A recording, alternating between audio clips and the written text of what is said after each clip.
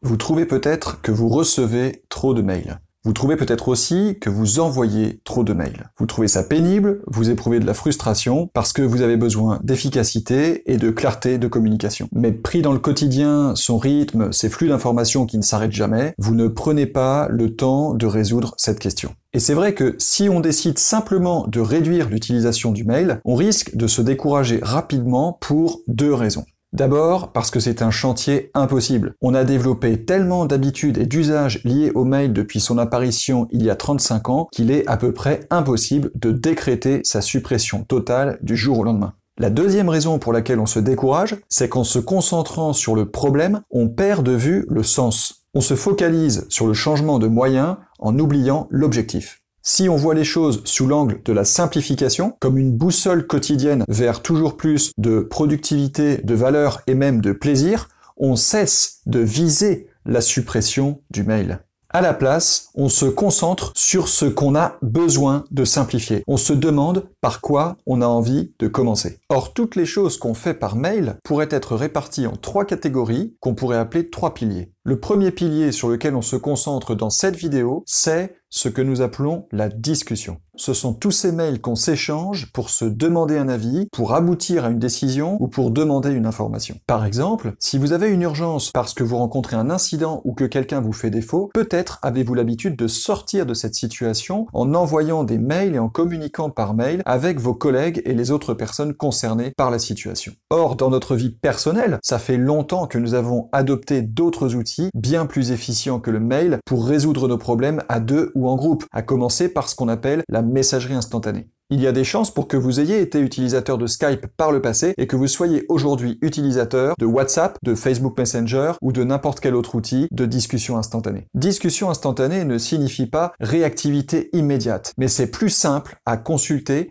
à parcourir et c'est plus simple d'y contribuer. Pourtant, personne ne vous a forcé à utiliser ces outils. Il n'y a pas de responsable informatique ou digital dans vos familles, dans vos groupes d'amis, dans vos clubs sportifs qui vous ont obligé à utiliser ces outils parce que c'était le choix de la structure centrale. Vous avez adopté ces outils parce qu'ils vous semblaient plus pratiques. Autrement dit, parce qu'ils rendaient les discussions plus simples. Pour commencer ou continuer à réduire le mail sans s'attaquer à l'énorme chantier de l'ensemble des mails que vous envoyez et que vous recevez, je vous propose donc d'identifier une situation de discussion dans laquelle peut-être la messagerie instantanée pourrait être simplifiante. Il s'agit d'un type de discussion que vous avez de manière récurrente et dont vous souffrez. Il ne s'agit pas d'adopter un outil pour la beauté de la chose, mais bien parce que vous vous dites tout d'un coup, bon sang, mais ça serait tellement plus simple comme ça. Et je le redis, messagerie instantanée ne signifie pas forcément hyper réactivité. À vous de fixer les règles du jeu avec vos collègues, avec les gens avec qui vous travaillez, en matière de fréquence de messages, de sujet des messages et aussi de temps de réaction.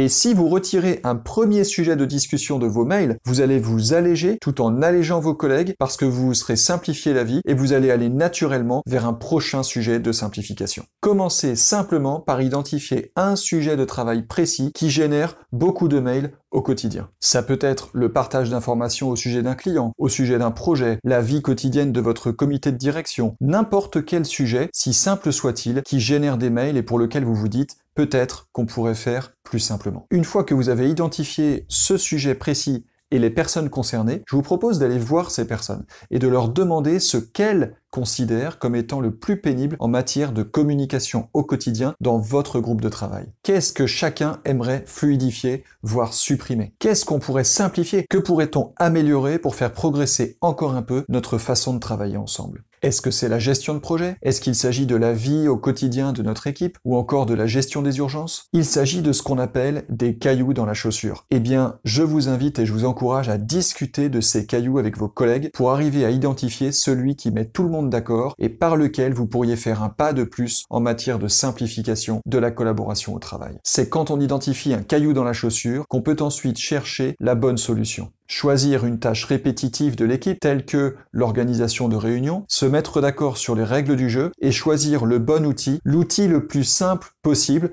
et pas forcément celui qui fait le plus parler de lui. C'est à vous de choisir collectivement ce qui est le plus pénible, ce que vous avez envie de résoudre en premier et comment vous avez envie de le résoudre. Concentrez-vous simplement sur cette idée de discussion. Les échanges de mails dans lesquels il n'y a pas forcément de pièces jointes ou dans lesquels il ne s'agit pas de produire, mais par lesquels on discute un point pour arriver à une décision, dans lesquels on se demande un avis, dans lesquels on se soumet une idée, une photo, quelque chose qui pourrait être beaucoup plus simple dans un outil de messagerie instantanée, voire en visio. Dans les prochains jours, nous vous partagerons des pistes pour simplifier votre façon de communiquer. Dites-nous en commentaire ce que vous aimeriez simplifier ou ce que vous avez convenu avec votre équipe. Dites-nous aussi ce que vous avez pensé de cette vidéo. C'est très important pour nous aider à vous partager des éléments qui puissent vous aider le plus possible à simplifier la collaboration au travail. Abonnez-vous à notre chaîne pour être averti des prochaines vidéos. Si c'est déjà fait, mettez un like sous la vidéo. Ça nous permet de savoir ce qui vous intéresse et ça permet aussi à YouTube